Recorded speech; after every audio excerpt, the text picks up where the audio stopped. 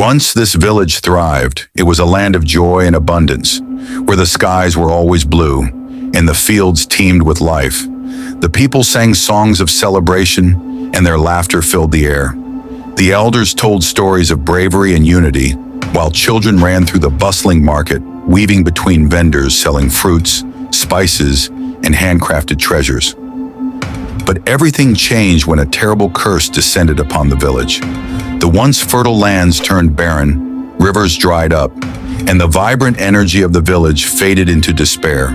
The air was heavy, the skies gray. The songs of joy were replaced with whispers of fear. At the heart of this curse lay the evil forest, a place no one dared to enter.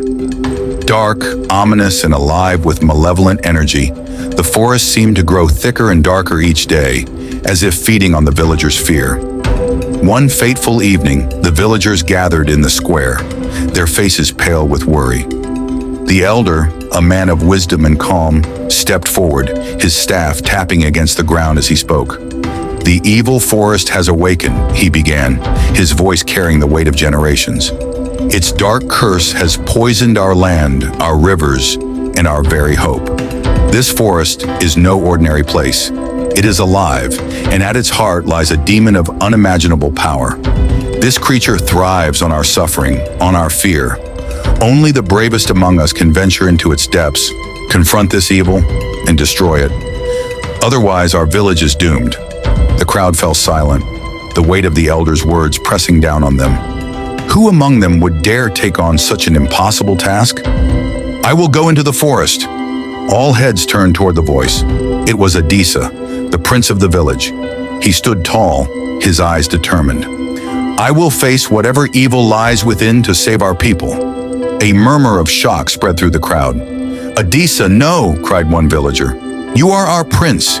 You cannot risk your life." Another spoke, her voice trembling. "The forest has already claimed so many. What if we lose you too?" Adisa raised his hand, silencing the worried voices. "What kind of prince would I be if I stood by while my people suffered? Our ancestors protected this land with their courage and sacrifice. Now it is my turn." His mother, the queen, stepped forward, her expression a mixture of pride and fear. "Adisa, my son, your courage is beyond measure. But this journey is not one of strength alone. The forest is no ordinary place. It is a place of illusions, of fears made real.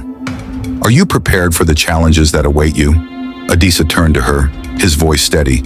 "Mother, you have always taught me to face my fears, to put my people before myself.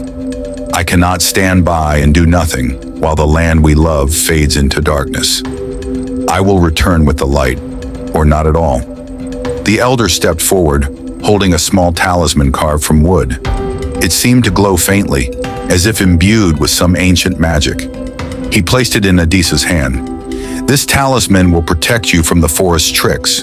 But remember, true strength lies not in your weapons, but in your heart. Trust yourself, and you will prevail." Adisa nodded, slipping the talisman around his neck. He turned to his mother and knelt before her. "Mother, I will not fail you. I will not fail our people." The queen placed her hands on his shoulders, her voice soft but firm.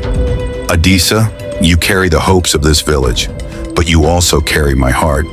Be strong, be wise, and never forget who you are." With his sword in one hand and a flaming torch in the other, Adisa turned to face the dark forest. The villagers watched in silence as he stepped into the shadows. The forest was unlike anything he had ever seen. The trees loomed tall and twisted, their branches intertwining to block out the sun. The air was thick and heavy, making it hard to breathe.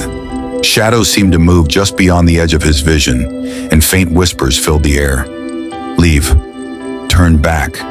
You cannot win." Adisa gripped his sword tighter. "Show yourself." From the underbrush, a massive serpent slithered forward, its scales glinting in the dim light and its eyes glowing like embers. "You will never leave this forest alive," it hissed. The serpent struck, its fangs flashing. Adisa dodged, narrowly avoiding the attack. He countered with a swift slash of his sword, but the serpent was fast, coiling around him with terrifying strength. Struggling to breathe, Adisa reached for the talisman around his neck. It began to glow, giving him a surge of strength. With a mighty effort, he broke free and delivered a powerful strike. The serpent collapsed, hissing one final time before falling silent. Adisa pressed on, the forest growing darker and more foreboding with each step. The trees seemed to whisper his name, their voices taunting him. Suddenly he heard a voice that stopped him in his tracks. "Come to me, my son. Rest now. You don't have to fight." Adisa turned, his heart pounding. "Father, is it really you?" From the shadows, a figure emerged. It looked just like his father, with kind eyes and a warm smile. "Father, I've missed you. Why are you here?" "You've done enough, my son. Come, rest with me. There is no need to suffer anymore." Adisa lowered his sword slightly, his mind racing. But something felt off. The voice grew deeper, colder. "You are not my father," Adisa shouted. "My father would never ask me to abandon my people." The figure's face twisted into a grotesque form, revealing its true nature.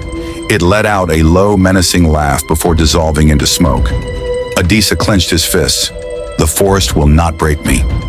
At last he reached a clearing. In the center stood a massive ancient tree, its roots twisted like claws. At its base was the demon, a monstrous figure with glowing red eyes and horns like the crescent moon. "You dare challenge me, foolish boy? Your courage means nothing here. You will never leave alive. Your village will rot forever." Adisa raised his sword. "Your reign ends here, demon. I will not let my people suffer any longer."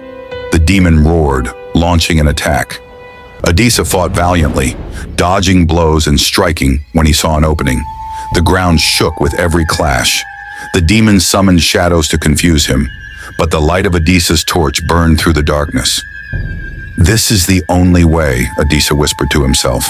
With a final effort, he hurled the torch at the demon. Flames engulfed it, consuming its monstrous form. The demon's screams echoed through the forest as the ancient tree collapsed, releasing a wave of light that spread through the forest. "No, this cannot be!" The darkness lifted, revealing a forest filled with life. Birds sang, streams flowed, and the trees stood tall and green. Adisa emerged from the forest, exhausted but victorious. The villagers rushed to meet him, their faces filled with joy and gratitude. "He did it! The prince has saved us! Our prince is a hero!" The elder raised Adisa's hand in triumph. "This day will be remembered for generations. Courage and sacrifice have restored our land." Adisa looked at the forest, now vibrant and alive, and then at his people. A smile spread across his face. Courage defeats even the darkest of fears. Thanks for watching. Like, subscribe, comment,